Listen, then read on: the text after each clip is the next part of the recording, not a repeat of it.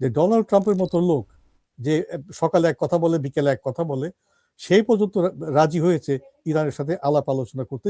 NATO যেমন আমেরিকার সমর্থন, নেটোকে আমেরিকান সমর্থন দরকার, আমেরিকাও ইউরোপে তার প্রাধান্য রাখতে হলে, তার প্রভাব রাখতে হলে নেটোকে দরকার। অতএব নেটো টিকে থাকবে। এই ইদানিং ডোনাল্ড ট্রাম্পের যদি বডি ল্যাঙ্গুয়েজ আপনি দেখেন, তাকে মনে হচ্ছে খুবই ক্লান্ত, এবং তিনি কি করতে চান, কিভাবে যুদ্ধ শেষ করতে চান, তার সম্বন্ধে তার কোনো ধারণাই নেই। অ্যাডভান্স ইকোনমি যেগুলো আছে দেশে, এর মধ্যে সবচেয়ে বিপদে আছে এখন যুক্তরাজ্যের অর্থনীতি। আলোচনাতে তারা এত গুরুত্ব দিচ্ছেন, ডোনাল্ড ট্রাম্প এত গুরুত্ব দিচ্ছেন যে তার স্বয়ং ভাইস প্রেসিডেন্ট জেডি ভ্যান্সকে সেখানে তিনি পাঠিয়ে দিলেন, তারপরে যে উইটকফ তাকে পাঠিয়ে দিলেন, জ্যারেড কুশনার এদেরকে পাঠিয়ে দিলেন। তো তারপরে কি নীতিগতভাবে মার্কিন যুক্তরাষ্ট্র পরাজিত হয়েছে।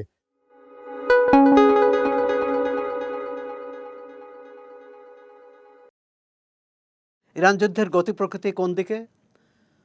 মার্কিন প্রেসিডেন্ট ডোনাল্ড ট্রাম্প একদিকে বলেছেন যে আমরা সমঝোতার দ্বার প্রান্তে, পাকিস্তান আশা করছে যে আবার আলোচনা শুরু হবে। অন্যদিকে যুক্তরাষ্ট্রের ইউরোপীয় মিত্রদের সঙ্গে দূরত্ব আরও বাড়ছে। এসব বিষয় নিয়ে আমরা কথা বলবো সাংবাদিক ও রাজনৈতিক আন্তর্জাতিক বিশ্লেষক সৈয়দ বদরুল্লাহ হাসানের সঙ্গে। তিনি বর্তমানে লন্ডনে অবস্থান করছেন। তবে তাকে আমরা বাংলাদেশে যথেষ্ট উপস্থিতি লক্ষ্য করি তার লেখার মাধ্যমে। সৈয়দ বদরুল হাসান, চর্চার সংলাপে আপনাকে স্বাগত। ধন্যবাদ আপনাকে। ইরান যুদ্ধ কি সহসাই থেমে যাবে না দীর্ঘস্থায়ী হবে? যখন যুদ্ধটা আরম্ভ হয় বলবো না, যে মার্কিন যুক্তরাষ্ট্র এবং ইসরায়েল মিলে যখন ইরানকে চাপিয়ে দেয়, একটা অন্যায্য যুদ্ধ চাপিয়ে দেয়, যেটা ইংরেজি ভাষায় আমরা বলি একদম সরাসরি অ্যাগ্রেশন, যেটা বলা হয় আগ্রাসন, এটা যখন চাপিয়ে দেওয়া হয়, তখনও একটু আশা ছিল যে এই যুদ্ধটা একদিন দুই দিনে শেষ হবে না, কিন্তু কয়েকটা দিন লাগবে।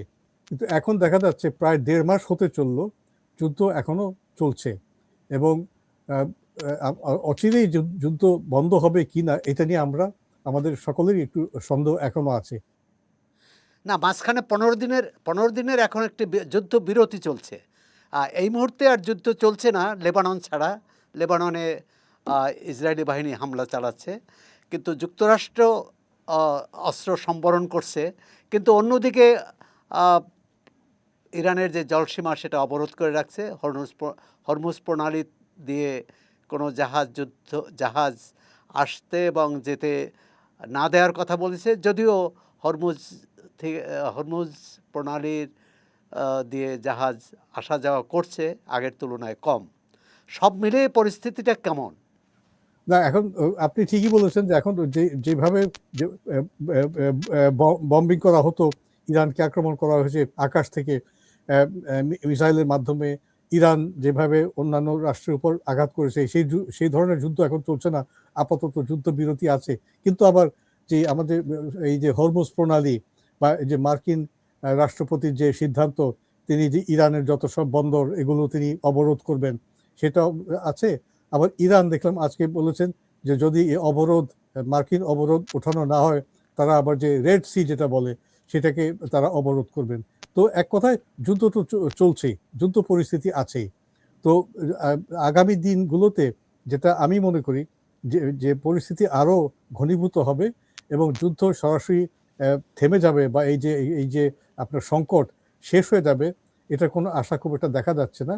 একটা কারণ হচ্ছে যে মার্কিন যুক্তরাষ্ট্র তার সাথে যে ইসরায়েল আছে, যখন এই আক্রমণের সিদ্ধান্ত নিয়েছেন, তারা হয়তো ভাবেনি, তারা ভেবেছে খুব সহজ হয়ে যাবে, এটা গাজার মতো একটা পরিস্থিতি হবে, কেউ প্রতিরোধ করবে না, বা লেবাননের মতো কেউ প্রতিরোধ করবে না, অথবা ভেনেজুয়েলার যে প্রেসিডেন্ট ছিলেন নিকোলাস মাদুরো, তাকে উঠিয়ে নিয়ে এসেছে, এই ধরনের একটা পরিস্থিতি হবে, ইরান একদম নিশ্চুপ হয়ে যাবে, নিশ্চিহ্ন হয়ে যাবে।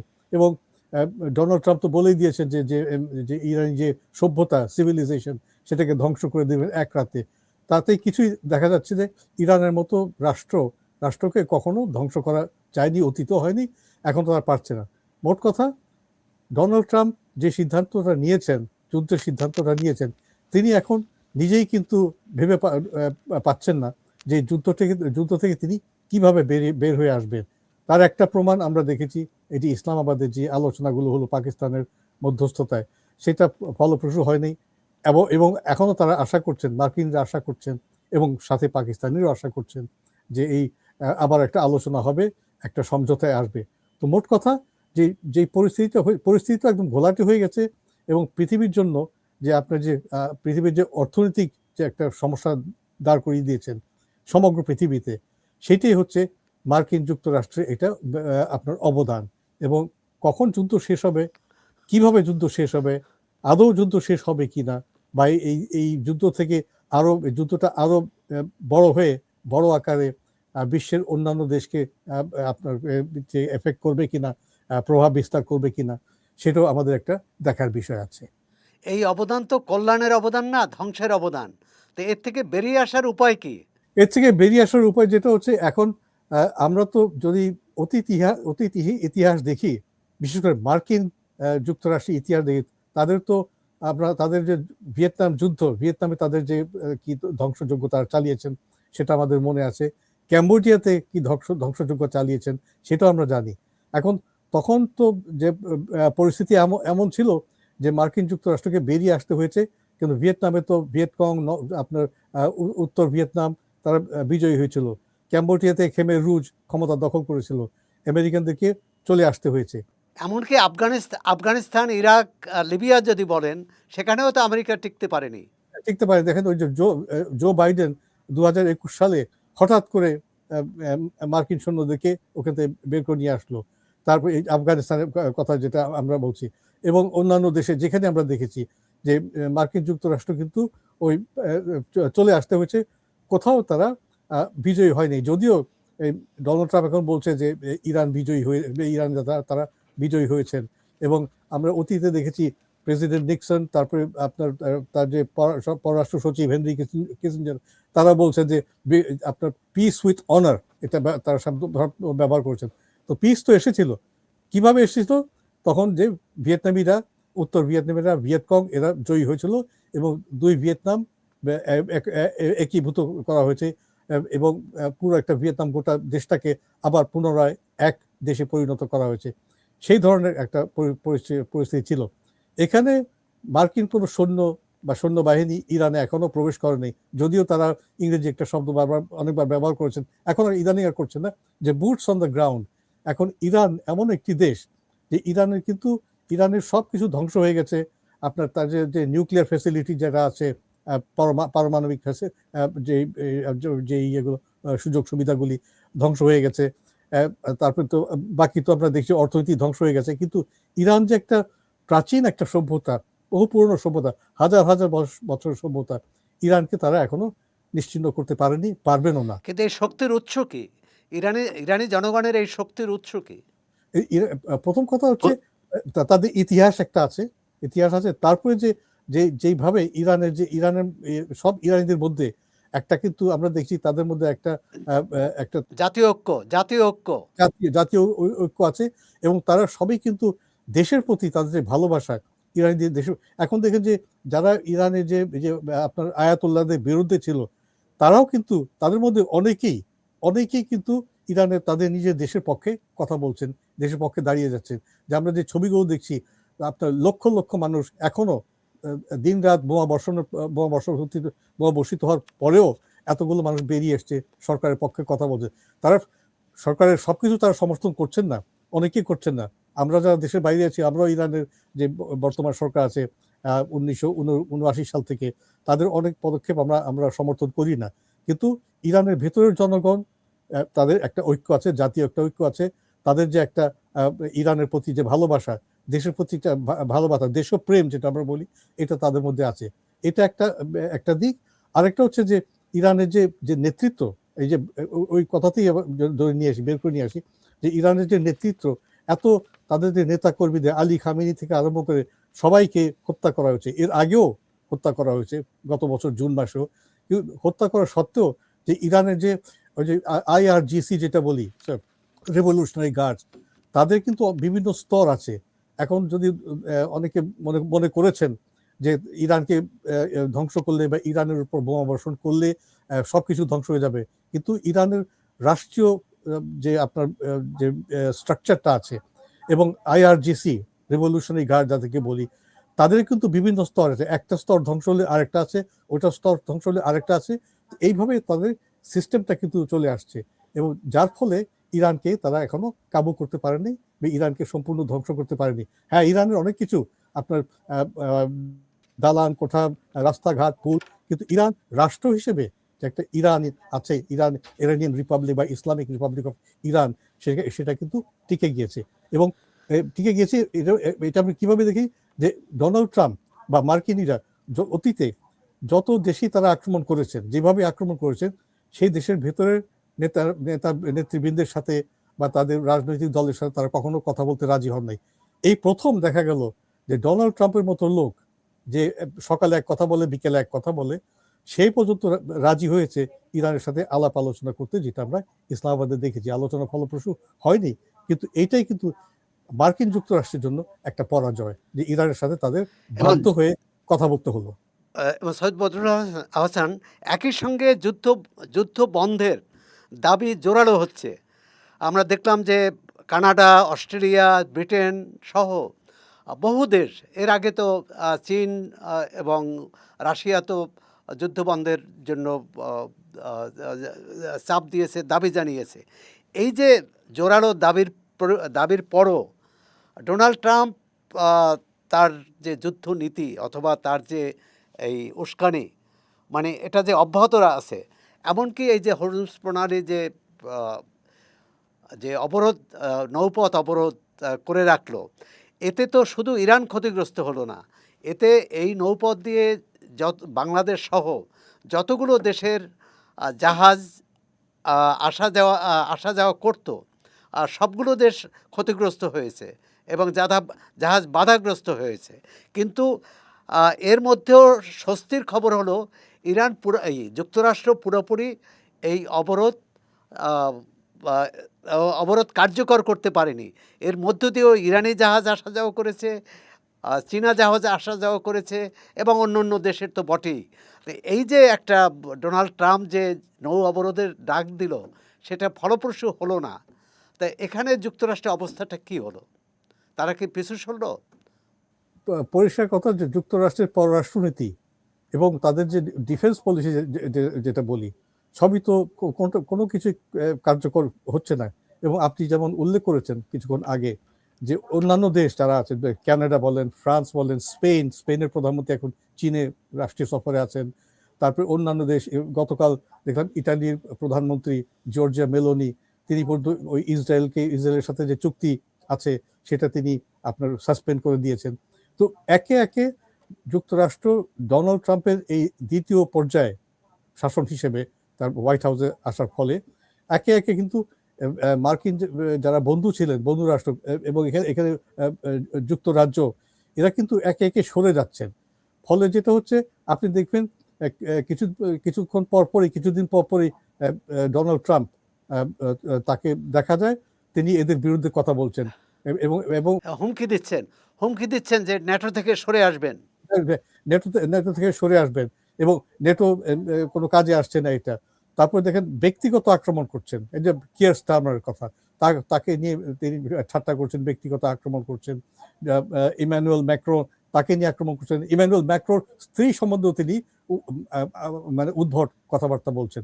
তো বিষয়টা হচ্ছে যে আমেরিকা, আমরা তো আপনি আমরা যারা ইতিহাস পড়েছি বা ইতিহাস সম্বন্ধে জানি, বিশেষ করে আমেরিকান ইতিহাস, আমরা দেখেছি অতীতে মার্কিন প্রেসিডেন্ট অনেকেই এসছেন এবং অনেক মার্কিন প্রেসিডেন্ট বা রাষ্ট্রপতিদের সাথে আমাদের দ্বিমত ছিল, আমরা লেখালেখি করেছি, আলোচনাও করেছি।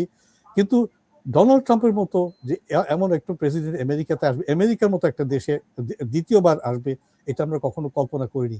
এসেছে এবং অনেকেই আগেই একটা পূর্বে ধারণা ছিল তিনি দ্বিতীয়বার যদি আসেন, তিনি আরো আমেরিকাকে আরো পিছনে নিয়ে যাবেন এবং তাই তিনি সেটা করছেন। এখন যিনি এই যে অবরোধ করছেন, আপনার ইরানি বন্দরগুলি অবরোধ করছেন, ইরান যেটা বলবো রেড সি অবরোধ করবে, এর ফলে কি হচ্ছে, বাংলাদেশের মতো রাষ্ট্র, আমরা একটা ছোট্ট রাষ্ট্র, দরিদ্র রাষ্ট্র, শুধু বাংলাদেশ না, ভারতের কথা বলি, পাকিস্তানের কথা বলি এবং সমগ্র সমগ্র বিশ্বের কথা বলি, সব জায়গায় কিন্তু ক্ষতিগ্রস্ত হচ্ছে। আজকে দেখলাম আজকে ওয়াশিংটনে একটা ইন্টারন্যাশনাল মনিটারি ফান্ডের IMF এর একটা সভা হচ্ছে, সেখানে তারা এই নিয়ে আলোচনা করবেন এবং সেখানে বলা হচ্ছে যে উন্নত বিশ্বের যতগুলি রাষ্ট্র আছে এর মধ্যে সবচাইতে ক্ষতিগ্রস্ত হচ্ছে যুক্তরাজ্যের অর্থনীতি। তো তাতে কি বোঝা যাচ্ছে, এই এই একজন ব্যক্তির ফলে একটি প্রশাসন, মার্কিন প্রশাসনের, যুক্তরাজ্যের না যুক্তরাষ্ট্রের? যুক্তরাজ্য, সবচেয়ে ক্ষতিগ্রস্ত হয়েছে যুক্তরাজ্য না যুক্তরাষ্ট্র? ব্রিটেনের কথা বলছেন। ও, ব্রিটেনের কথা বলছেন।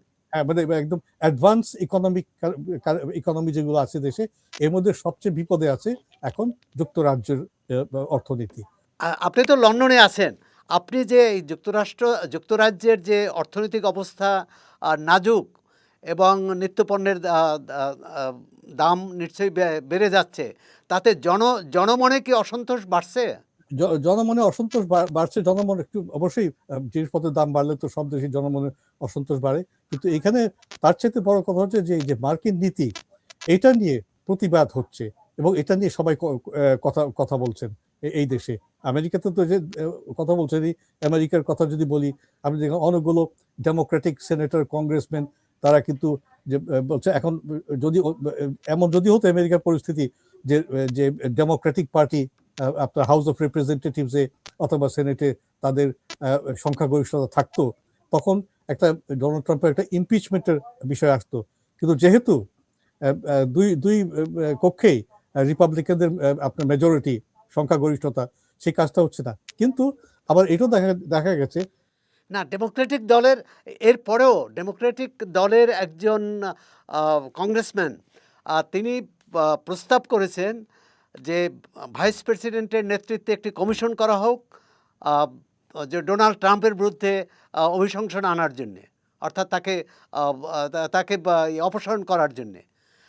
এটি হয়তো হয়তো সংখ্যাগরিষ্ঠতা পাবে না, কিন্তু সামনে তো নির্বাচন আছে। সেই নির্বাচনে যদি রিপাবলিকানরা হেরে যায়, তখন তো ডোনাল্ড ট্রাম্পের ক্ষমতায় থাকা কঠিন হয়ে পড়বে। এখন এখন প্রথম কথা হচ্ছে ওই যে আপনি ভাইস প্রেসিডেন্ট JD ভ্যান্সের কথা বললেন, হ্যাঁ, কিন্তু যে মার্কিন যে সংবিধানে 25তম সংশোধনী, 25th অ্যামেন্ডমেন্ট, সেখানে কিন্তু পরিষ্কার লেখা আছে যে যদি যদি যে ক্যাবিনেট এবং ভাইস প্রেসিডেন্ট যদি মনে করেন যে যে যে প্রেসিডেন্ট তার দায়িত্ব পালন করতে অপারগ, যে কোনো কারণে হোক, ভাইস প্রেসিডেন্ট এবং মন্ত্রিসভার সংখ্যাগরিষ্ঠ সদস্য তারা যদি বিচার করেন বা ভোট দেন যে প্রেসিডেন্টকে সরে যেতে হবে, তো তাকে সরে যেতে হবে এবং ভাইস প্রেসিডেন্ট হয়ে যাবেন। তো সেই পরিস্থিতি আমেরিকাতে এখনো আসেন নাই, কেন মার্কিন JD ভ্যান্স এবং অন্যান্য যত মন্ত্রিসভার সদস্য, তারা কিন্তু একদম ট্রাম্প লয়ালিস্ট যাকে বলি, ট্রাম্প ছাড়া তারা কিছু দেখতে পারেন না।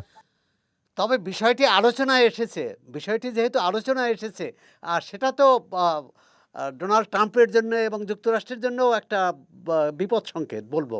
বিপদে যে আপনি যে নির্বাচনের কথা বললেন, যে আগামী নভেম্বরে যে মিড টার্ম ইলেকশন যেটা বলি সেটা হবে, সেখানে কিন্তু এখন রিপাবলিকানদের একটা ভয় হচ্ছে যে এই যুদ্ধের কারণে, ডোনাল্ড ট্রাম্পের নীতি, প্রথম কথা অর্থনীতি, অন্যান্য নীতি আছে, এবং সর্বশেষ যে তিনি যুদ্ধে নেমেছেন, অথচ তিনি আগে বলেছেন যে তার আগে যত সব রাষ্ট্রপতি সবাই কোথাও না কোথাও যুদ্ধ বাঁধিয়ে দিয়েছেন, তিনি সেটা করবেন না। দেখা গেল তিনিও যুদ্ধে নেমে গেছেন। এখন নভেম্বর মাসে যে নির্বাচনটা হবে, তাদের একটা ভয়, রিপাবলিকানদের একটা ভয়, ক্ষমতাসীন দলের একটা ভয় যে তারা সংখ্যাগরিষ্ঠতা দুই কক্ষে তারা হারাবেন। যদি দুই কক্ষে তারা যদি বিজয়ী হন বা পরাজিত হন এবং ডেমোক্রেটরা ফিরে আসে, তখন কিন্তু ডোনাল্ড ট্রাম্পের বিপদে আরো সমস্যা হবে। সমস্যা এই জন্য হবে, একটা হচ্ছে যে ইংরেজিতে আমেরিকানরা একটা ভালো শব্দ ব্যবহার করেন, লেম ডাক প্রেসিডেন্সি, মানে তিনি একদম আর চলাফেরা করতে পারবেন না, তার যত সব পদক্ষেপ দিবেন সেই ডেমোক্রেটিক মেজরিটি হলে তারা আটকে দিবেন। দ্বিতীয় কথা, তারা যদি উদ্যোগ নেন, ডেমোক্রেটিক পার্টি বিজয় লাভ করার পরে যদি তারা বিজয় লাভ করেন, তখন এই যে ইমপিচমেন্টের কথা আমরা বলছি, এটা তারা পদক্ষেপ নিতে পারবেন। আর আপনি দেখবেন ইদানিং দেখবেন ট্রাম্পের যে কতগুলো বডি ল্যাঙ্গুয়েজ বলে একটা বিষয় আছে, ইদানিং ডোনাল্ড ট্রাম্পের যদি বডি ল্যাঙ্গুয়েজ আপনি দেখেন, তাকে মনে হচ্ছে খুবই ক্লান্ত এবং তিনি কি করতে চান, কিভাবে যুদ্ধ শেষ করতে চান তার সম্বন্ধে তার কোনো ধারণাই নেই। যে ইরানের মতো একটা একটা রাষ্ট্র, খুবই আমেরিকার তুলনায় ইরান কিছুই না, তারপরে ইরানের কাছে যেভাবে তিনি তার তার বাহিনী, তার সরকার যেভাবে মার খেয়ে যাচ্ছেন, মানে ডিপ্লোম্যাটিক্যালি হোক বা ইরানের যে মিসাইলের মাধ্যমে, ড্রোনের মাধ্যমে, ইরান পরাজিত হচ্ছে না, ইরান আত্মসমর্পণ করছে না, করবেও না। এবং ইরান মার্কিন যুক্তরাষ্ট্র দিয়ে একটা হুমকি দেয়, পরবর্তী কয়েক মিনিটের মধ্যে ইরান মার্কিন যুক্তরাষ্ট্রকে একটা হুমকি দেয়। তো তারপরে হুমকি দেয়। পাল্টা হুমকি দেয়। তারপর যেটা হচ্ছে, আমরা হচ্ছে যে আপনার নীতিগতভাবে কিন্তু মার্কিন রাষ্ট্র বা মার্কিন সরকার এখন পরাজিত হয়েছে। যে পরাজিত এই কারণে যে ইরানকে তারা পরাজিত করতে পারেনি, ইরান আত্মসমর্পণ করেনি। ইরানি এত নেতৃবৃন্দ, এত আপনার সেনাপতি, এত তাদের যে সিনিয়র অফিসিয়াল সবাইকে মেরে ফেলছেন। তারপর দেখেন তাদের নেতৃবৃন্দের মধ্যে এখনো লোকজন আছেন, যেটা আমরা দেখলাম যে ইসলামাবাদে আপনার তাদের স্পিকার গিয়েছেন এবং তার যে পররাষ্ট্রমন্ত্রী আছেন তারা আছেন, সবাই মিলে এটার সাথে আমেরিকার সাথে আলোচনা করছে। এখন কথা হচ্ছে, ইরান কিন্তু আমেরিকার সাথে আলোচনা করতে চায়নি, আমেরিকা আলোচনা করতে চেয়েছেন। এবং আলোচনাতে তারা এত গুরুত্ব দিচ্ছেন, ডোনাল্ড ট্রাম্প এত গুরুত্ব দিচ্ছেন যে তার স্বয়ং ভাইস প্রেসিডেন্ট জেডি ভ্যান্সকে সেখানে তিনি পাঠিয়ে দিলেন, তারপরে যে উইটকফ তাকে পাঠিয়ে দিলেন, জ্যারেড কুশনার এদেরকে পাঠিয়ে দিলেন। তো তারপরে কি নীতিগতভাবে মার্কিন যুক্তরাষ্ট্র পরাজিত হয়েছে। এখন তারা হয়তো আরো যুদ্ধ চালাবেন, কিন্তু সেটা যতই ডোনাল্ড ট্রাম্প আবার বোমা বর্ষণ করবে, আবার হয়তো যুদ্ধ শুরু করে দিবেন আগের মতো। তার ফলে যেতে হবে, তার নিজের জন্য ক্ষতি হবে এবং তার দলের জন্য ক্ষতি হবে। আর তার দেশের যে অর্থনীতি, বিশ্বের অর্থনীতি তো ক্ষতি হয়েই গেছে।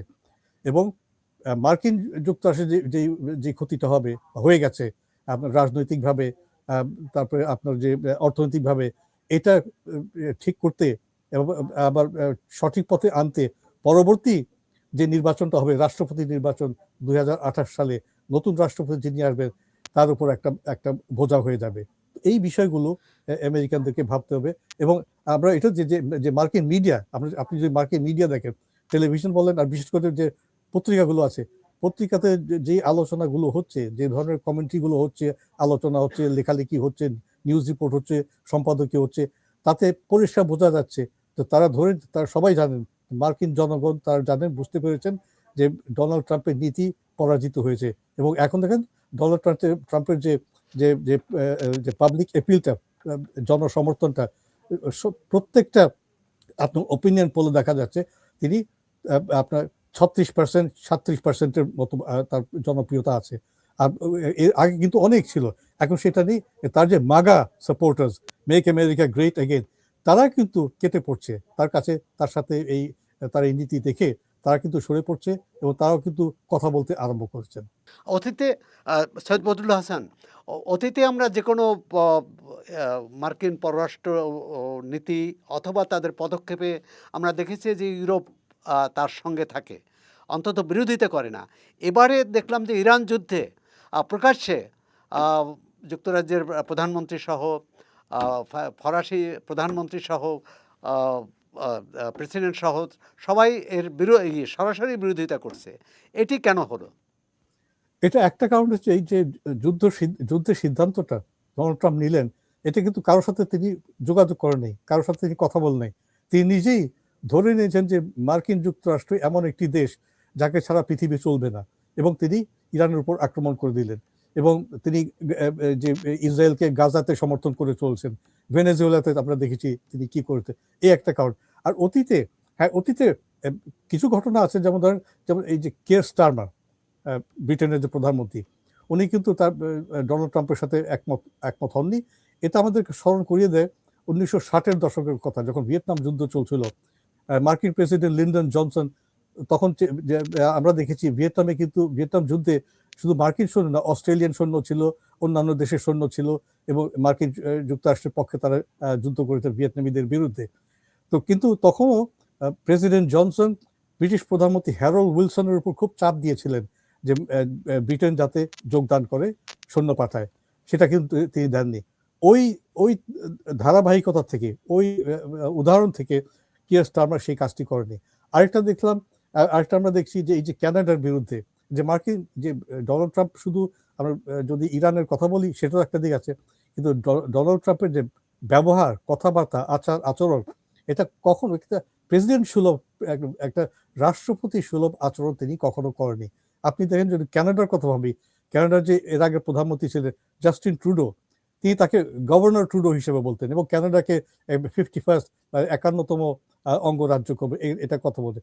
কিন্তু দেখেন যখন মার্ক কার্নি ক্যানাডার প্রধানমন্ত্রী হয়ে আসলেন, তার সাথে কিন্তু ডোনাল্ড ট্রাম্প আর টিকতে পারেননি। আবার ওদিকে দেখেন এই যে চীনের সাথে শি জিনপিং, তার সাথে দেখা করতে যাবেন, ডোনাল্ড ট্রাম্প যাবেন, বেইজিংয়ে যাবেন, কিন্তু দেখেন চীনকেও তারা কিন্তু সমীহ করে কথা বলে। এবং পুতিন যে যে ইউক্রেন যুদ্ধ বন্ধ করবেন, তিনি এসেছেন যে একদম 24 ঘন্টার মধ্যে তিনি রাষ্ট্রপতির দায়িত্ব নিলে যুদ্ধ বন্ধ হয়ে যাবে।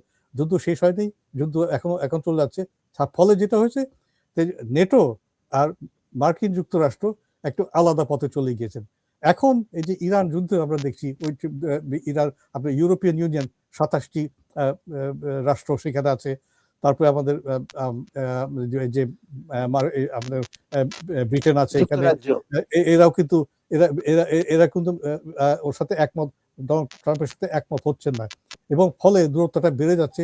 এবং সমস্যা হচ্ছে কি, যে আন্তর্জাতিক ক্ষেত্রে যদি এই ধরনের যুদ্ধ যদি হয়, যদি যুদ্ধ নীতিগতভাবে কোনো বিশেষ নীতির উপর হয়, তাহলে একটা অতীতে দেখেছি বিভিন্ন রাষ্ট্র এক হয়েছে, সেই যুদ্ধে অংশ নিয়েছেন বা সেই যুদ্ধ থামাতে অংশ নিয়েছেন। কিন্তু এখানে তো সেই ধরনের নীতি মার্কিন যুক্তরাষ্ট্র থেকে আমরা দেখি নেই। এই যে ইরানের উপর যে আক্রমণ করা হলো, অতর্কিত আক্রমণ, ইরান মার্কিন যুক্তরাষ্ট্র একটা আলোচনা চলছিল, হ্যাঁ আলোচনা চলছিল, ওই আলোচনা হঠাৎ করে ভেঙে দিয়ে তিনি যুদ্ধ শুরু করে দিয়েছেন। এখন দেখেন যে আয়রনি যেটা বলে, সেটা হচ্ছে যে একটা আলোচনা তিনি ভেঙে দিলেন, যুদ্ধ শুরু করে দিলেন, এখন বাধ্য হয়ে তিনি আরেকটা আলোচনায় গিয়েছেন এবং আশা করছেন যে বলে বেড়াচ্ছেন যে আগামী কয়েকদিনে আবার আলোচনা হবে। তো আবার আলোচনাতে কি হবে, কি ফলাফল হবে, কি সমাধান হবে, এটা আমরা এখনো জানি না। কিন্তু যেই ফলাফলই হোক না কেন, আমরা যারা আছি অন্যান্য দেশে, আর শুধু আমরা না, এই উন্নত বিশ্বে যারা আছেন, তারা কিন্তু ধরে নিয়েছেন যে মার্কিন যুক্তরাষ্ট্রের জন্য এটা পরাজয় হয়ে গেছে, এবং এই যে আলোচনা করেছে এটা একটা পরাজয়, একটা ইঙ্গিত। আবার যদি আলোচনা করতে যান, তার মানে কি ইরানকে আপনি যতই হুমকি দেন না কেন, ইরানকে আপনি পরাজিত করতে পারছেন না। এবং ইরানের যেই শর্তগুলো দিয়েছেন, আমরা দেখেছি গত সপ্তাহে ইসলামাবাদে, সেই শর্তগুলো খুব কঠোর আপনার শর্ত, এবং বোঝা যাচ্ছে ইরান কিন্তু এখনো মাথা নত করেননি, এবং আদৌ মাথা নত করবেন কিনা। ইরান, হ্যাঁ, আগে এক ধরনের ইরান ছিল, শাহের আমল একটা ছিল, মার্কিন যে হ্যাঁ, একদম সেই 1953 সাল থেকে 1979 সাল পর্যন্ত যে ইরান ছিল, ওই ইরান এখন নেই। কিন্তু ইরানের এখন একটু অন্য ধরনের ইরান, হ্যাঁ, একটা ইসলামিক রিপাবলিক, ইসলামী প্রজাতন্ত্র হয়েছে, এবং গণতন্ত্রের ব্যাপার আছে, অনেক কিছু আছে। কতটা গণতন্ত্র আসবে ইরান আপনার অভ্যন্তরীণ রাজনীতিতে ইরান কত পরিবর্তন নিয়ে আসবে, সেটা আমরা পরে দেখব। কিন্তু এখন যেটা হচ্ছে, ইরানি জনগণ ইরানের সাথে আছে, এবং বিশ্বের জনগণ ইরানের সাথে আছে। আপনি দেখেন কোনো একটাও দেশ আমরা এখনো পাচ্ছি না যেখানে ডোনাল্ড ট্রাম্পের এই যুদ্ধকে সমর্থন করা হচ্ছে। সব দেশেই কিন্তু ইরানের পক্ষে কথা বলা হচ্ছে। ন্যাটো কি ভেঙে যাচ্ছে? না, নেটো ভাঙবে না, নেটো টিকে থাকবে। এবং যে পরবর্তী পরের যে রাষ্ট্রপতি আসবেন, আমরা দেখেছি যখন জো বাইডেন প্রেসিডেন্ট হন, নির্বাচিত হন 2020 সালে, এবং 2021 সালে তিনি শপথ গ্রহণ করার পর তিনি যখন আপনার নেটো নেতৃবৃন্দের সাথে কথা বলছেন, তিনি পরে একটা বলছেন যে, ওখানে গিয়ে বলছেন আমেরিকা ইজ ব্যাক। তখন তাকে নাকি ওই নেটোর নেতৃবৃন্দ, অন্যান্য দেশের নেতৃবৃন্দ, তারা বলছেন ফর হাউ লং, কত দিনের জন্য। তো ওই 4 বছরের মধ্যে আবার দেখা গেল ওই ডোনাল্ড ট্রাম্প ফিরে এলো, আবার এই সমস্যাগুলো তিনি তৈরি করলেন। তো এখন যেটা হচ্ছে, নেটো থাকবে, নেটো দেখেন, কিন্তু নেটো এই যুদ্ধে কেন মানে জড়ায়নি। নেটোর যদি কোনো যে রাষ্ট্র আক্রান্ত হয় অন্য কোনো রাষ্ট্র দ্বারা, তখন নেটো সেই রাষ্ট্রের পক্ষে একটা স্ট্যান্ড নিবে, এই রাষ্ট্রের পক্ষে হয়তো যুদ্ধে জড়িত হবে। কিন্তু এখানে তো ইরানের যে পরিস্থিতিটা, এখানে ইরান কোনো দেশকে আক্রমণ করেনি, আমেরিকাকে আক্রমণ করেনি, নেটোর কোনো সদস্যকে আক্রমণ করেনি। আক্রমণ করেনি। এই জন্য নেটো এদিকে, নেটো আপনার ডোনাল্ড ট্রাম্পের সাথে নেই। তারপর হচ্ছে যেটা আগে বললাম, ডোনাল্ড ট্রাম্প এমন একটি যুদ্ধ চাপিয়ে দিয়েছেন যেটা কারোর সাথে তিনি যোগাযোগ করে নেই, কথা বল নেই। তো অতএব নেটো টিকে থাকবে। এবং আমরা নিশ্চিত থাকতে পারি যেটা হচ্ছে যে 2028 সালে যে নির্বাচন হবে, যেই রাষ্ট্রপতি, যেই দলের রাষ্ট্রপতি হোক, ডেমোক্র্যাট হোক, এখন যে ক্যালিফোর্নিয়ার গভর্নর গ্যাভিন নিউসাম, তাকে ভাবা হচ্ছে ভবিষ্যতের রাষ্ট্রপতি, অথবা হয়তো ট্রাম্পের যে উপরাষ্ট্রপতি আছেন জেডি ভ্যান্স, তিনিও হয়তো রাষ্ট্রপতি হতে পারেন, নির্বাচিত হতে পারেন। মোট কথা, যেই ট্রাম্পের পরে যিনি রাষ্ট্রপতি হন, তিনি কিন্তু আবার চেষ্টা করবেন আবার ওই নেটোর সাথে যে ভাঙা সম্পর্ক, সেটা আবার ঠিক করতে আপনার খুব কাজে লাগবে। নেটোকে ছাড়া, নেটো যেমন আমেরিকার সমর্থন, নেটোকে আমেরিকার সমর্থন দরকার, আমেরিকাও ইউরোপে তার প্রাধান্য রাখতে হলে, তার প্রভাব রাখতে হলে নেটোকে দরকার। অতএব নেটো টিকে থাকবে। ট্রাম্প চলে যাবে এবং এই এই কিন্তু অনেক ধ্বংসযজ্ঞ চালিয়ে ঘটনার পর তিনি চলে যাবেন, কিন্তু নেটো থাকবেন এবং নেটোর সাথে যে আমেরিকার সম্পর্ক, সেটা আবার প্রতিষ্ঠিত হবে পরবর্তী নির্বাচনের পর, পরবর্তী যে যিনি রাষ্ট্রপতি হবেন তার মাধ্যমে। সৈয়দ বদরুল হাসান, আমরা প্রায় শেষ দিকে আসছি। দুটো প্রশ্ন। একটা হচ্ছে স্পেন যে অবস্থান নিতে পারলো, এটি এর মানে তার শক্তিটা কোথায়, আর অন্যান্য ইউরোপীয় দেশ নিতে পারলো না, আর সেটার কারণটা কি? আর দ্বিতীয় প্রশ্ন হচ্ছে যে ইউরোপীয় বিশেষ করে ইংরেজি মাধ্যমের সংবাদপত্র অথবা টেলিভিশন, তারা এই যুদ্ধ সম্পর্কে তাদের ব্যাখ্যা, বিশ্লেষণ এবং পরিবেশনা কি যথেষ্ট বস্তুনিষ্ঠ, যথেষ্ট নিরপেক্ষ, না তারা আগের মতো তারা এই পশ্চিমকেই সমর্থন করছে, অর্থাৎ যুক্তরাষ্ট্রের ডোনাল্ড ট্রাম্পকেই সমর্থন করছে? এই আপনার প্রথম প্রশ্নের উত্তরটা হচ্ছে যে স্পেনের কথা বললেন।